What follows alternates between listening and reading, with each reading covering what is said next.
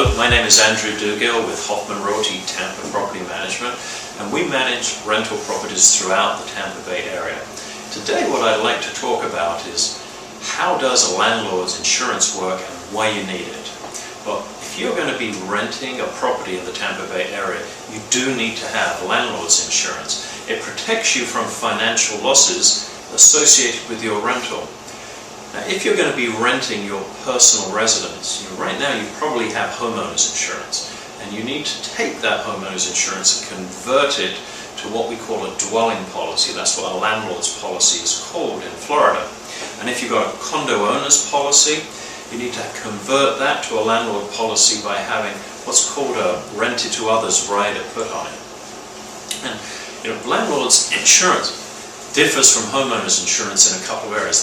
The first piece of good news is it's usually less expensive because there's no coverage for your personal possessions in the insurance. And it covers you for things like lost rents or covered hazards. So, for example, if a pipe were to burst in your property and flood the property and it was no longer habitable as a result and your tenant had to move out, your insurance would cover repairing the damage plus the rents you lost because you were not able to rent it during that time. Now, some things to consider with landlord's insurance. There's really two types. There's one type called all risks, and there's a type called stated risk.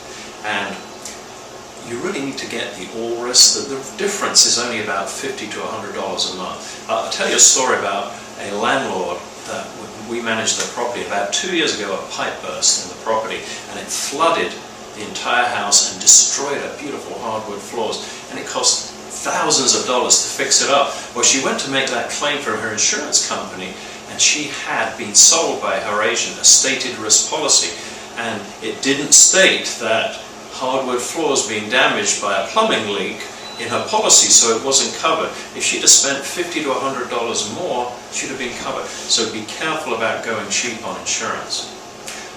Also, what you need to know is that as a landlord, you increase your liability profile. So you've got to have public liability insurance. On a dwelling policy, you can add $300,000 of public liability insurance for $25 to $50 a year. I mean, it's really cheap. Make sure you buy it, because if someone trips over on a skateboard that your renter left outside your property and breaks their leg, you'd be really glad you had it. And if you are especially affluent landlord and you've got lots of assets, you probably want to consider either a personal or a business liability policy to raise that liability limit. This is Andrew Dugill with Tampa Property Management, Hoffman Realty, and we manage properties throughout the Tampa Bay area. If you've got questions about landlord's insurance, please give us a call.